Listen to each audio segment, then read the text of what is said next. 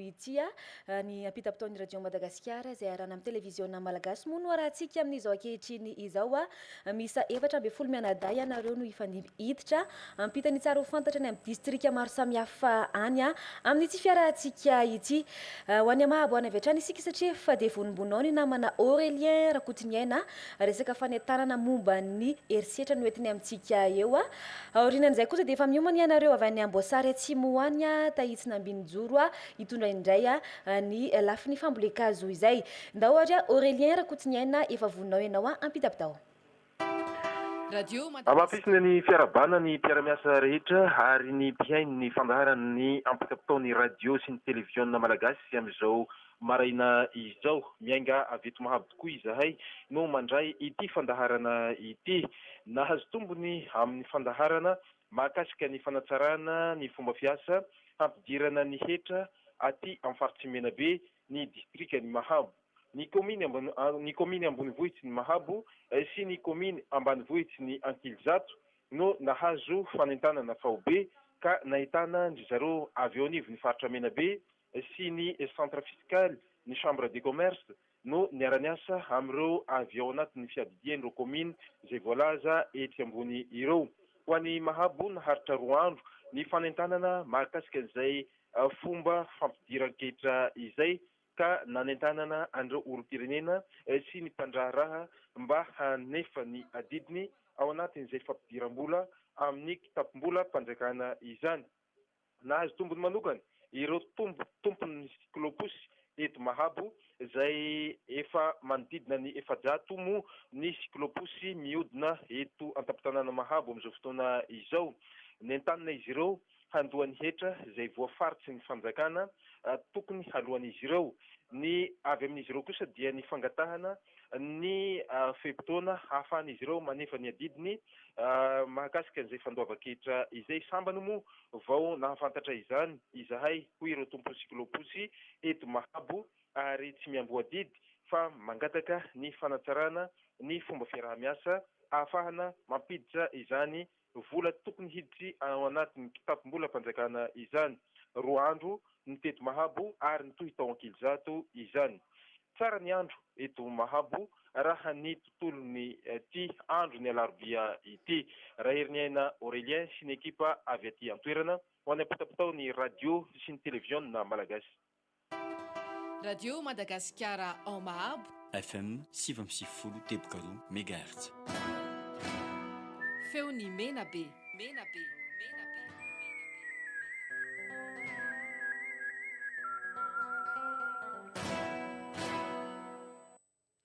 Dia izay ny tsara ho fantatra tany amin'ny distrikany Mahabo iny ho any Amboasary Atsimo avy hatrany isika izao ary aorianany zareo avy any Amboasary Atsimo any dia efa miomana ianareo avy any Fort Dauphin any Andriatseno miorany aina hivadika lafin-zavatra hafa aloha isika izao fambolekazo no entiny namana tahitsina Ambinijoro amintsika eo ary rehefa avy eo isika dia mbola hijanona amin'izay fambolekazo izay ndao ary ampita-pitao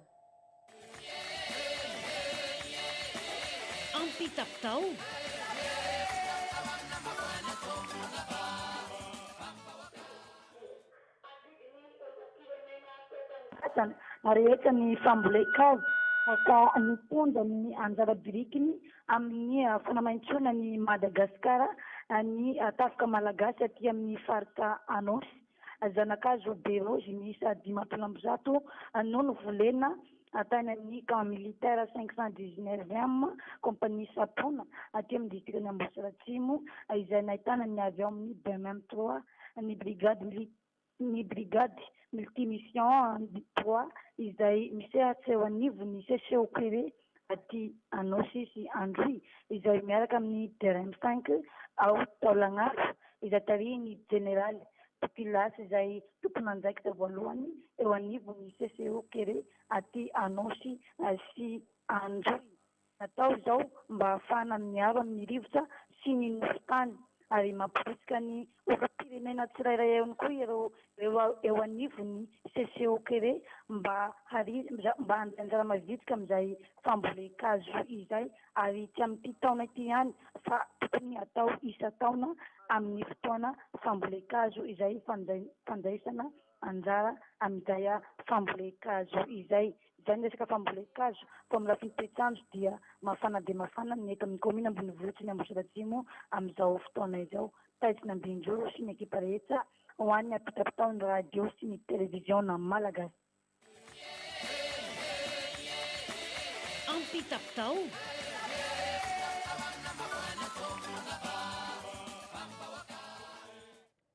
rehefa avy niazo an'iny faritra anao sy iny isika dia ho any Fort Dauphin indray mbola hijanona amin'izay resaka fambolekazo izay hatrany rehefa aveo kosa dia efa miomana ianareo any mainty rano ho any Antena Williana hitondra amintsika ny tontolo iainana indray no resahany eto rehefa aveo ndahoary ny namantsika Andriatseheno miora ny aina efa vonimbonina zany ambadimbadika izany izy ampitapitao ary. Misaotra fa voarany antenne amiarahaba ho antsika rehetra mpanaraka sy tapaka ny ampitapitao mainga vatana amin'ny radio sy ny televiziona malagasy. Zanakazo Bonara sy Haranjato misy arivo fototra no nambolen'ireo vehivavy mpikambana ao amin'ny Mahamanina teny amin'ny kasikady Manantantely nandritra ny fankalazana ny andron'ny vehivavy Valomarsa. Ity toerana ity dia no safidiana dia mba ho fanatanterahana ny hafatsy ny filoham-pirenena Andry Rajoelina tamin'ny fandalovana nandritra ny fanokafana ny fomba ofisialy nasionaly ny tao-pambolekazo 2024 tao Manantantely. Ankoatr'izany dia araka ny fanaon'ny orinasa SRAF isan-taona ihany koa dia ny fitonjana ny anjara birikiny ho fanjakofana ala maitso any Madagasikara dia zanakazo filao misa 400 fototra no nambolena teny amorony Torapasika makany amin'ny Seranatambo ny Eoala. Natao indrindra izao mba ho fanarenana ny filao eny nambolena tamin'ity toerana ity izay efa misy manjipaka sahady amin'izao fotoana izao. Araha ny toetrandro aty Tolanaro ny resana dia nibalika ingabe masoandro amin'izao ora itenenana izao. Izay ary nozina mbara taty Tolanaro Andriatseheno mirenena ho any ampitapitao ny radio sy ny televiziona malagasy. Radio Madagascar Tolanaro FM 99.2 MHz Radio Fandir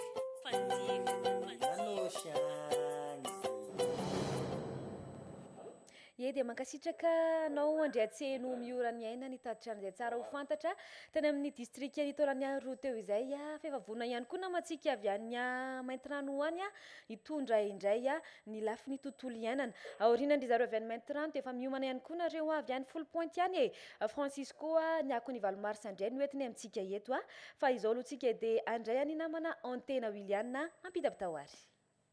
Amin'ny lafiny izay tontolo iainana izay indrindra ho fanatsarana azy hatrany dia ho satria anisany mampiena ny tapa fampanadinana ny sekoly any ambanivohitra ny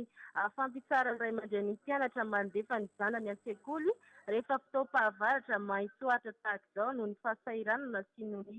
sakafo fizarizary. Noho ny fiaraha-miasan'ny komina ambanivohitra Mafaidijro sy ny ray aman-dren'ny mpianatra ary ny rafitra mpanoana safy SDKM indrindra ny idiranina Melaky ny Zapo sy ny Sisko izay angaty sy viana entana ka nahafana nanangana ny jardin scolaire nefa dia tafapetraka izany. Jardin scolaire nitokana eto Melaky mba hanampiana ireo ray aman-dren'ny mpianatra sy hamerenana indray ireo ankizy an-tsekoly mba ho tombontsoan'izy ireo satria dia ho hita ao avokoa ireo karazana anana sy legioma mety atao sakafo anomanana ny cantine scolaire ary ezahana nateverana ny kitabom-bola an-tsekoly ihany koa indrindra ny anampinan'ireo ankizy amin'ny fiarovana ny tontolo iainana amin'ny alalan'ny fomba fambolena manadra sy miaro ny tontolo iainana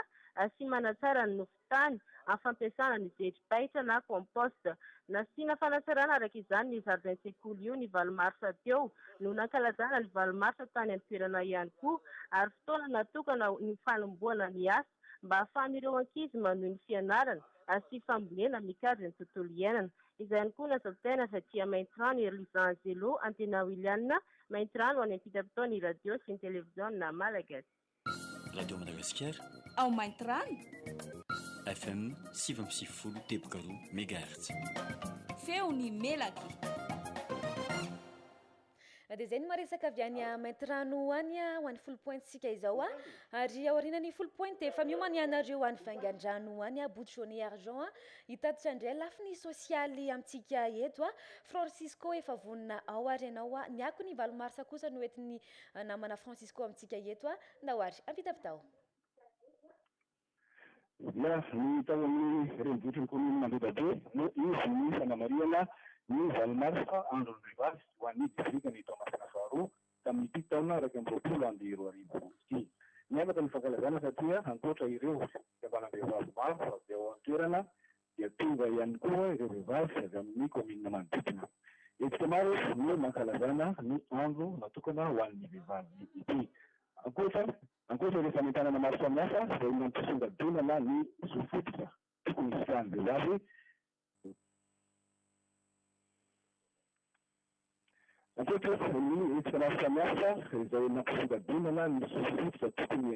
hisahan'ny vehivavy dia fianarana hira sy ary fifaninanana ara-panatanjahantena araka ny hoe fikafanana mariana vehivavy mivankatena sy hiaron-doha ao anatin'ny tontolo iainana amin'ny rindra ho an'ny fampandrosoana levain-dasy dia marina tamin'ny alalan'ny fambolekazo ihany koa ity andro ny vehivavy ity. Fianakazo komonina ary fototra ny vavony mandritra ity fankalazana ny andro ny vehivavy maneran-tany ity tao amin'ny renivohitr'ny komina Antadabe distrika ny Toamasina faharoa. Amin'ny manankaja maro sivily sy miaramila izay notarisa ny misy ny vavom-bahoaka fidy taty an-toerana ny tonga namitsy nasiana ny voninahitra ny ireo vehivavy valomarsa tao amin'ny komina Antadabe nandritra ny andro fanamariana. Tsara ny andro mibalika ingady masoandro izay no azo ampitaina avy aty amin'ny renivohitr'ny distrika Toamasina faharoa Manuela Volopante,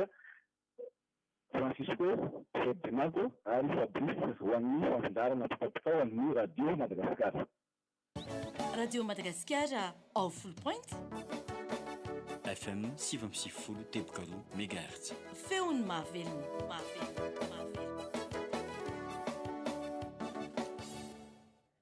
Dia izay ihany koa zany ny tsara ho fantatra sy ny vaovao teny amin'ny faritra atsinananina tena full point marimarina kokoa. Ho any Avangan-drano indray sika izao Boutronné Argent efa miomana ao ianao hitatitra an'izay lafiny sosialy izay aorianandry zareo avy any Avangan-drano dia ho any Anosimanitra any isika ho any Nosy Belleville any Sarza Florent efa miomana ihany koa zany ianao hitatitra indray lafiny sosialy fa noentiny namana Sarzafy Boutronné Argent amintsika izao dia sosialy fa ny namana Sarza Florent dia ny tatitry ny Covid-19 any toerana any. Ndao ary efa vonona ny namana avy any Avangan-drano namana ny Rina ampita-pitao ary. Manana adidy lehibe amin'ny tanàna hanambadiany ireo vehivavy vadin-dehilahy ka raikitra amin'ny fikarakarana ny tokantrano sy ny andraikitra ny ivon'ny fiarahamonina. Maro amin'izy ireo sy maharaka sy tafiditra anatin'ny raharaha ataon'ireo fikambanam-behivavy fa indrindra amin'ny fotoan'ny fankalazana ny andron'ny valo marsa. Ho an'ny fanizana ny hetsika taon'ny Ramatoa Solombavam-bahoaka Joasy Eleonora tamin'ny taona 2020 fanomezana lelavola hoentina hanatsarana ny fikambanana dia nitodika indray izy tamin'ity taona 2020 ity nanolotra fitaovana hoentin'ireo vehivavy mandray vahiny eny amin'ireo mpiamin-tanàna toy ny fivoriam-pianakaviana dia vilany be misy roa isaky ny vohitra telo misy eto Vangaindrano natolotra ho fanampiana ireo vehivavy mpiamin-tanàna ireo tamin'ny andron'ny valo marsa lasa teo. Taoriny ny Solombavam-bahoaka niaraka tamin'ireo fikambanam-behivavy vovona ny valo marsa eto Vangaindrano namboly zanakazo kininina sy arkasa mahery ny 100 fototra no volena tao amin'ny CGN Pasomalemy tamin'ny komina ambanivohitra Pasomalemy aty amin'ny distrika ny Vangaindrano ka tamin'ny ihany koa dia nanome voninahitra ity fambolekazo ity ihany koa ny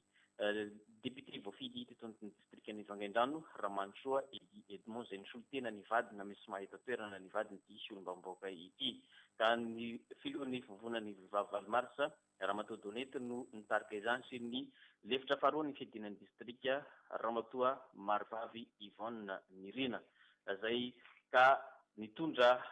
soloranombonkazo ho an'ireo vehivavy izay natateraka ny asa ny député anankiroa ireo nampifalifaliana ny vehivavy tamin'ny andro ny valo marsa io nentin'izy ireo nankalazana izany vehivavy ny andro ny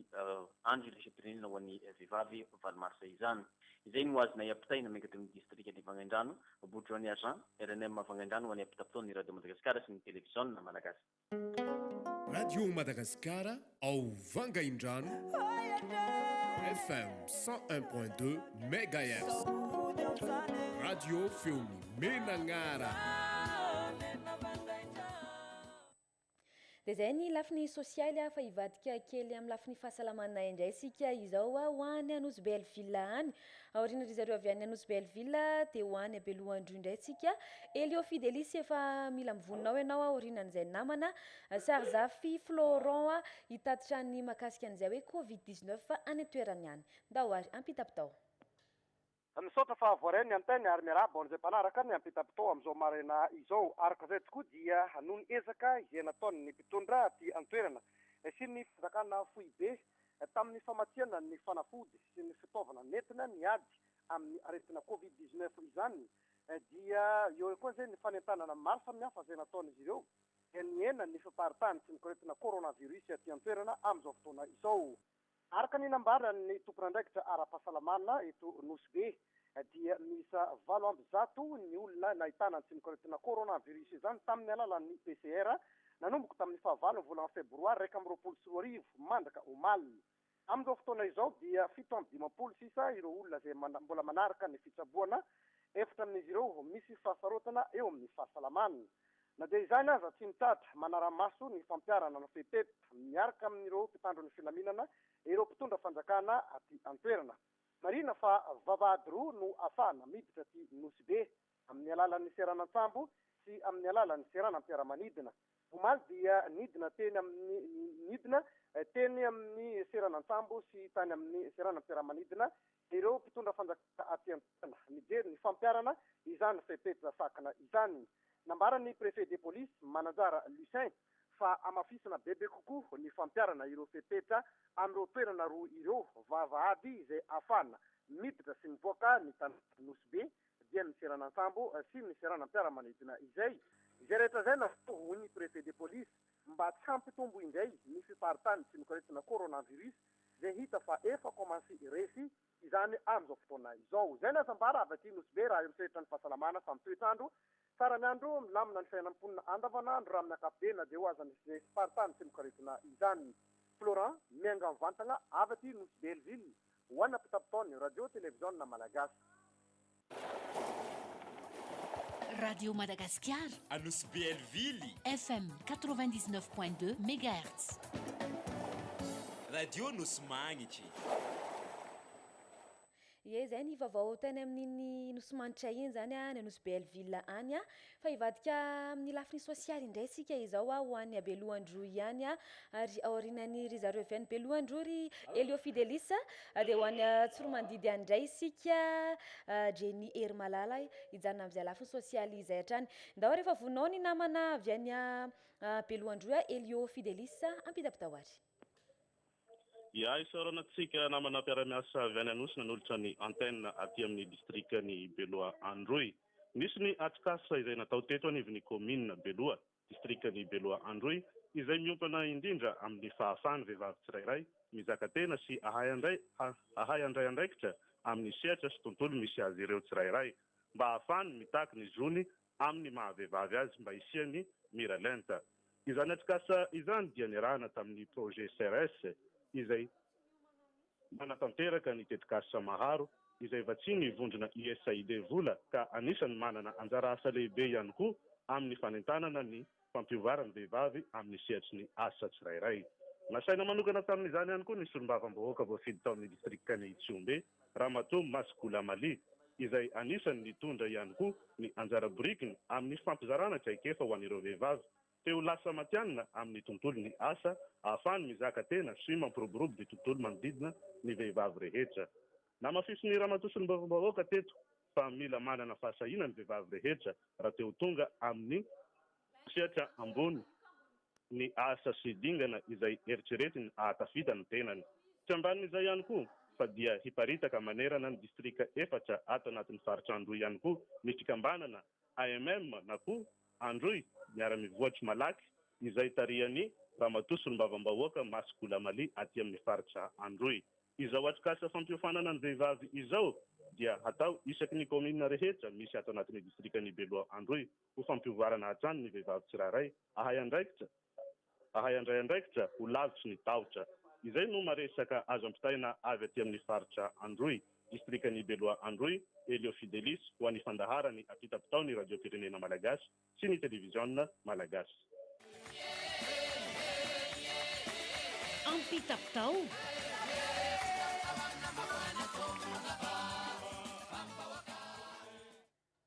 e dia zay ny vaovao sy ny tsara ho fantatra tany amin'ny belohandroa iny a makasitraka anao hoe Léophie Delisa nitatitra an'izay lafiny sosialy izay fa hijanona amin'izay hatrany isika fa ho any Atsimo mandidy any indray a Jerry Hery Malala efa vonina ao arenao andao ampitapitao ia misaotra anareo ao nosy nampita ny fifandraisana ny lafiny sosialy izay mifandraika amin'ny fahasalamana no ampitaina aty amin'ny district Antsiron'ny Mandidy ho fanatanterahana ny velorano fahadiminy filoham-pirenena hoe ny fahasalamana ho an'ny daholobe sy ahafahany mponiny bongolava misitraka fitsaboana aty an-toerana dia nisy ny fanotarana sy ny fanavaozana ny toeram-pandidiana eto amin'ny hôpitaly be Antsiron'ny Mandidy. Isan'izany ny fahazahoana ny énergie solaire 450 ahafahana mampiodina ara-dalàna ny bloc opératoire. Eo ihany koa ny fanavaozana ny maternité na ny trano fiterahana izay efa foto-drafitrasa tranainy hatramin'izay ka efa ho vita tsy ho ela koa izany ankehitriny. Nahazo fampitaovana amin'ny fiatrehana ny Covid-19 sy olombelona mpisabo manam-pahaizana avy amin'ny fitondram-panjakana amin'ny alalan'ny ministera-pia ny fahasalamam-bahoaka ihany koa ny faritra Bongolava. Tetekila ny fanamboarana ny pavé lalakely ato anatin'ny faritry ny hôpitaly izay tena efa mampikaikaiky ny rehetra ny fotaka indrindra amin'izao vanim-potoana androtsakorana izao izay marihana fa fiara-miasa tamin'ny governoran'ny faritry Bongolava ny generaly Ramiaramanana Joseph no nahatanteraka izao foto-drafitrasa pavé izao ary fatrany amin'ny 700 ny fahavitany asa. Akoatr'izay ny fisitahana mitetika asa fafy fanjarian-tsakafo sy fahasalamana eny fotony ka nahazo moto 740 entina natanterahana ny asa ny faritra Bongolava. Anisan'ny tanàna lohalaharana ny CSB2 420 ato anatin'ny faritra amin'ny fahazahoana fitaovana toy ny vata fampangatsiahana mandeha amin'ny herin'ny masoandro manamora ny fitehirizana ny vaksiny. Izany rehetra izany moa dia ezaka ny fitondram-panjakana araka ny nambaran'ny taleparitry ny fahasalamam-bahoaka ny dokotera Fensora Andriatsizafy ka naneho fisaorana noho izany izy. Mba hampangarahara ny fitantanana ihany koa dia namafisy ny médecin chef eto Antsiron'ny Mandidy ny dokotera Silofo Arzo fa nohatsaraina ihany koa ny fandraisan-tanana ireo marary eto anivon'ny CHRL ka anisan'ny ireny mandamina sy mandrindra ireo olona rehetra mitady fitsaboana eto amin'ny hôpitaly ka tsy misy mpitsabo afaka mandray vola afa-tsy ny session irery ihany ary ny farmasia ato amin'ny hôpitaly ihany no azo ividianana ny fanafody ilaina. Ko miantso ny rehetra izy mba hampilaza avy hatrany raha toa ka misy mandika ireo fepetr'ireo ny mpiasa ny fahasalamana. Atsangana tsy ho ela ihany koa izy ny service rééducation fonctionnelle ho an'ireo olona sembana ny malemy vokatry ny loza na ny accident mba hanampy ireo fitsaboana izay efa misy eto an-toerana toy ny fitsaboana ireo zaza mivady tongotra na ny piebo. Izay no azo ambara aty amin'ny district Antsiron'ny Mandidy makasitraka anareo anosy nampita ny fifandraisana. Jenny ary Malala sy ny ekipa rehetra ny radio Mazava Loha aty Antsiron'ny Mandidy ho an'ny ampitapitao ny radio televiziona malagasy. ampitapitao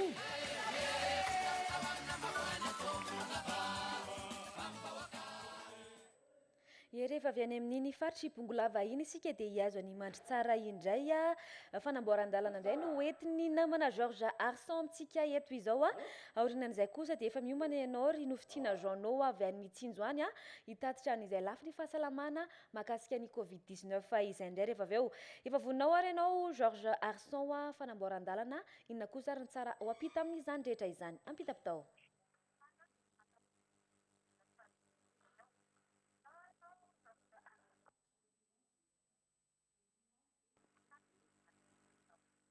Mitaraina ny mpampiasa lalana faharoa amby telopolo mampitoa ny distrika ny Befandriana Avaratra sy Mansara vokatra ny fahasambany izany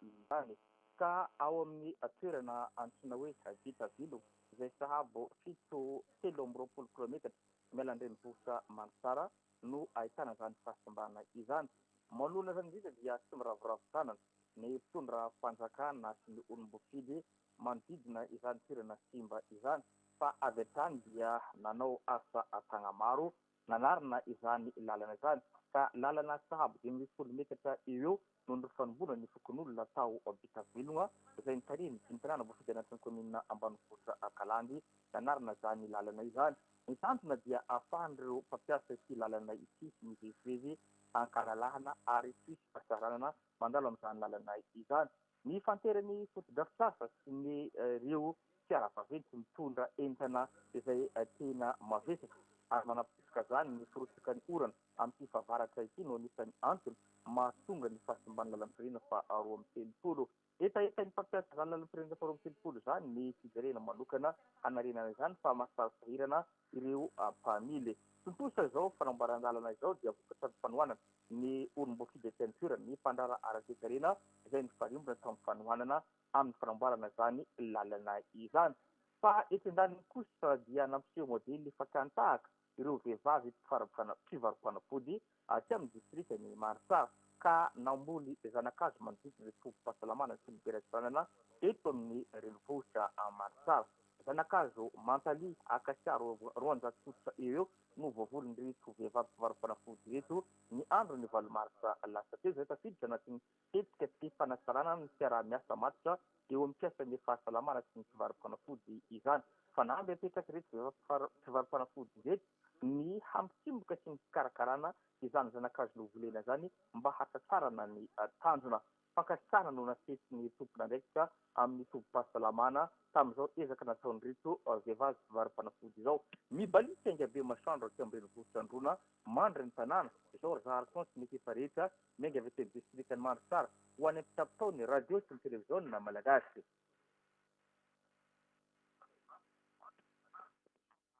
Radio Madagasikara ao mandry tsara FM 7.0 teboka 2 MHz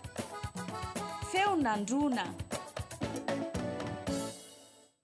Dia izany koa ny tsara ho fantatra tany amin'ny faritry Sofia iny ho an'ny mitsinjo indray sika izao aoriana zareo avy any mitsinjo dia ho any Ambohimasoa any ihany koa ary aoriana Ambohimasoa dia Ivohibe ary amaranantsika ny fiarahana rehefa avy eo dia ho any Mahajanga any zay zany filahatry ny fidirana mivantana amin'ny ity anio ity efa vonao no fitiana janao lafy ny fahasalamana no entiny amintsika eto lafy ny Covid-19 indray ndao ary ampita-pitao.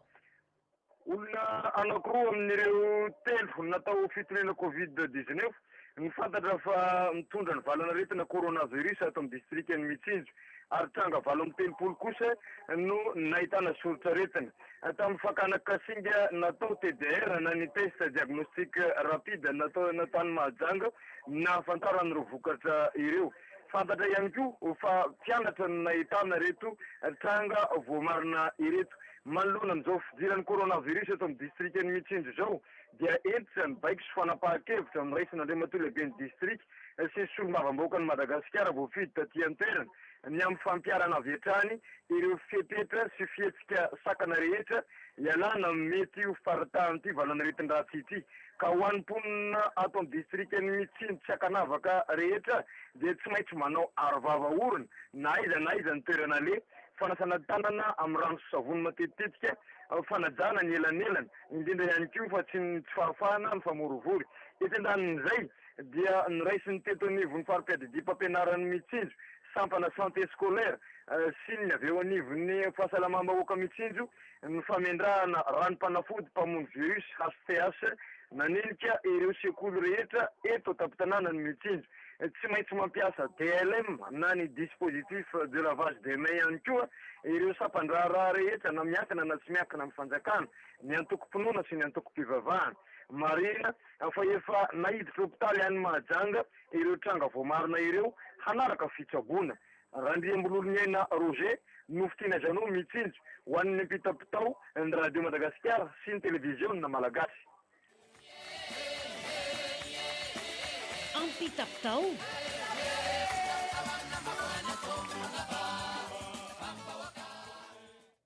rehefa avy any amin'ny faritry Boeny iny isika dia ho any Ambohimasoa indray vola rakotona andrasana lafiny sosialy ny tsara ho fantatra sy ny vaovao entiny amintsika eto avy eo tsika dia ho any amin'ny distrikany Ivohibe any indray Rasolo Arsoja Sylvain efa miomana zany ianao aorinan'ny ry zareo avy any Ambohimasoa nda ho ary efa iantsika izany ny feon'ny vola rakotona andrasana ampita-pitao ary.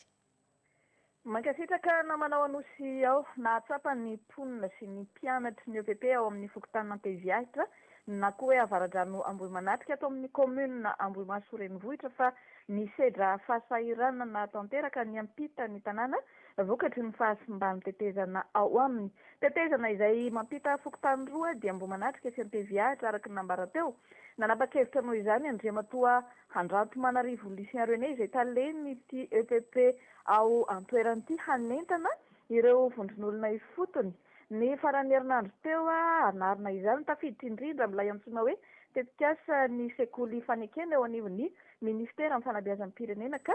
dingana voalohany izao heripoa sy heritrandro tokon'olona no nahavitana azy ka vatam-dehilahy 12 no nanao ny asa tetezan-kazo ravany rivodoza tamin'ny taona 2024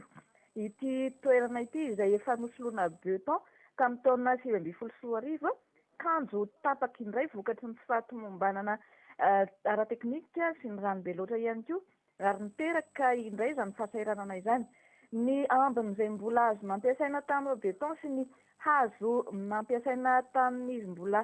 tetezaka teo aloha no nanamboarana azy fa tsy nisy ny famoam-bola natao afa-pahasahiranana moa ireo mponinao indrindra ireo mpianatra madinika TEPP ity izay misy 700 ny primaire ary 20 ny préscolaire vonjimaika ihany izao vita izao fa hetahitanizy ireo ny mba hanamboarana azy tanteraka araka ny tokony ho izy ka anaova ny antsoavo amin'ny fitondrana isan'ambaratonga ny tsara ny andro izao maraina izao aty Ambohimaso vola rakotona andrasana maefa arazafin-drakoto ho an'ny ampita-pitao ny haino amanjerim-pirenena malagasy.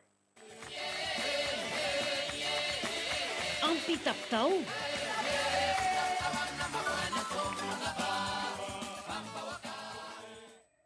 mankasitraka anao vola rakotona andrasana ny tatitra an'izay tsara ho fantatra tany amin'ny distrika Ambohimaso izay efa retsika zany ihany koa ny antsony ry zareo avy any Vohibe ihany ary aoriana ny Vohibe dia maranantsika ny fiarahana ho any amin'ny faritry Boeny iny ao Mahajanga ao marimarina kokoa efa mihomana zany ianao zokitralika aoriana ny namana avy any Vohibe Rasolo Arsoja Sylvain resaka fampandrosoana indray no entiny amintsika eto ndao ary ampita-pitao.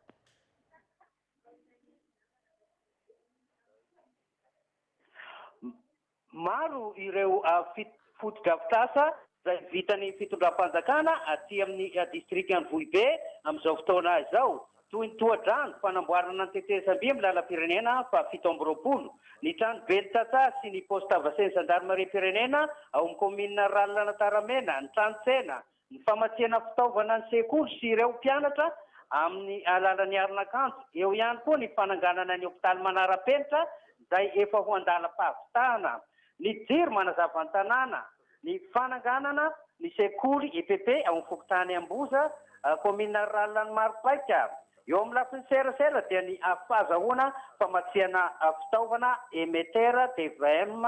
sy ny émetteur RNM midika izany fa tsy nataon'ny fitondram-panjakana zanak'ikala hafa ny vahoaka aty amin'ny distrikany Vohibe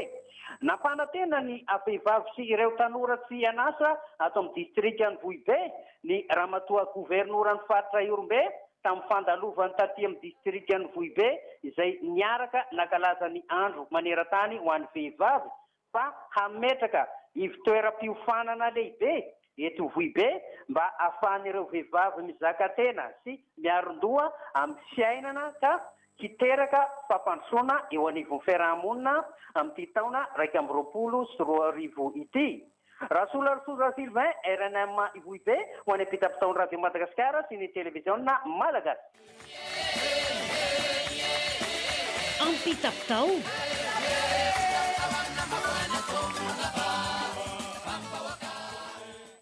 dia izay indray zany ny vaovao azo napita teny amin'iny faritry Iorombe distrikany Vohibe teo iny fa dia maranantsika ary fiarahana ary dia ho any amin'iny faritry Boeny intsika ao Mahajanga ao resaka lozan-dranomasina indray no entiny namana tralika amintsika izao ndao ary assalamu alaikum. Alaikum salam warahmatullahi wabarakatuh. Sarbidi RG Christian Elisée Julien fa indrindra ny PN Radio Madagasikara. Raha mahakasika an'izay lozan-dranomasina zay dia nisy zazalahy katitalahy tokony ho 10 taona eo no matin-drano efa mitsikafo natao amin'ny faritra ny village touristique ny alahady tolakandro 7 marsa 2024 tsy fantatra marina ny nahafaty azy ity fa izy moa efa mitsikafona teny an-dranomasina vao nisy nahita faty tsy vaovao hoy ny avy ao amin'ny BMS na bureau municipal d'hygiène ao amin'ny commune urbaine Mahajanga izay nitondra ny razana ho ao amin'ny morgue sy Androva ary niantso ny ray aman-dreny sy tompon-kavana kanefa tsy nisy nipoitra ireo ray aman-dreny sy tompon-kavana ka nalevy ny commune urbaine Mahajanga avy hatrany ny razana ny talata maraina 7 marsa 2024 satria efa miasemba mbola zay olona maty an-dranomasina izay ihany tamin'io alahady tolakandro io 7 marsa ihany nisy faty ndehilahy efa lehibe efatra hafa no hita faty tamin'ny faty io village touristique io tamin'ny fotoana eo ireto faty efatra ireto dia vokatry ny adoboan'ny vedety antsoina hoe tefitefy irony no nahafaty azy ireo izay avy any amin'ny fatry ny Mahajanga faharoa nanketo Mahajanga moa ny tradoza ilaina dia ilaina ny fitandremana mialoha sy mandritra ary aorian'ny fisehoan'ny toetrandro ratsy ary amin'izao fotoam-pahavaratra toy izao na dia ilaina sy tena ilaina amin'ny fotom-piveloman'ny mpanjono sy amin'ny fitaterana ny ranomasina izay tena mitera-doza sy mahafaty raha tsy mailo sy mitandrina mandrakariva ankoatrany izay moa dia ilaina ny sy tandremana ihany koa ny fombafomba sy fadifady samihafa izay tsy hajain'ny olona sasany ka lasa mitera-doza sy mahafaty ihany koa tokony ho dinina sy lanjalanjaina avokoa ireo rehetra ireo rehefa miresaka ny atao hoe ranomasina na riaky isika izay miasa sy mandeha amin'io ranomasina io farany moa resaka fahasalamana araky nambaran'ny tompon'andraikitra amin'ny fahasalamana aty an-toerana miakatra ny tahan'olona mitondra otrikaretina coronavirus mitaha tamin'ny taloha satria 20 fokotany amin'ny fokotany 4 aty an-tampon-tanàn'ny Mahajanga no ahitana olona voa na tsy maro toy ny ahoana ny isany fa fokotany 20 no misy an'izay positif izay arakin'izay dia mitsangana sy mandray andraikitra tanteraka ny tompon'andraikitra ara-pahasalamana isan-tsokajiny sy ny manam-pahefana aty an-toerana amin'ny fanentanana sy ny tokony atao ary amin'ny fepetra sy toromarika amin'ny geste barrière ara-pahasalamana manasa tanana amin'ny rano sy savony na mampiasa gel désinfectant na gel alcoolique manao arovava sy orona na masika manaja ny elanelana hatrany amin'izay toerana alehanao sy misy anao izay birao sy toerana alehanao aty an-toerana moa dia tsy maintsy mitondra na manao arovava zay aleo misoroka toy izay mitsabo izay zany no zava-misy aty Mahajanga sarobidy RJ Christian Elisée Julien miaraka amin'ny tsaliky sy Arona Voangiliminy ary lifaidiny ho anampitapitaon'ny Radio Madagasikara sy télévision malagasy Radio Madagascar. Ao Mahajanga. FM 99.2 MHz. Feony Bweny. Ambarikwanao vali partany Bweny. Iny ary dia iny antso mivantana avy any fatry Boeny iny tao Mahajanga tao no antsika maranana ny fidirana mivantana indray tato anatin'ny tiapita-potoan'ny Radio Madagasikara izay arahana amin'ny televiziona malagasy alarobia 10 ny volana marsa taona 2024 iny ankasitrany anareo 14 mianadahy mianaka ny fandimby mitatitra ny tsara ho fantatra tany amin'ny distrika sy ny faritra maro samihafa tany isaorantsika ihany koa ny mpiaino sy ny mpijery ny televiziona malagasy niaritra hatramin'ny farany tao anatin'izay apita-potao izay ny mpiara-miasa teto anivon'ny televiziona malagasy ihany koa dia ankasitrana feno Julie Flavienne, James Bond, Issa Mahavory, Sayara Noasy, nisy any Jean Cristiano, Eric Erniaina, feno antra Andriamaruina, ary ihany koa nisy any Stéphanie Rakoto. Teto anivon'ny Radio Madagasikara kosa ny Rina Randriamifiditsono teo amin'ny lafiny teknika, Dauphin Ranarson tao fandrarana akapobe ihany tao, Élisée Christian kosa tao ambadibadika tao ny ekipa rehetra, ny tena kosarobidy Andriana Tometraka ny mandrapitafa ho amin'ny manaraka indray sova tsara toko.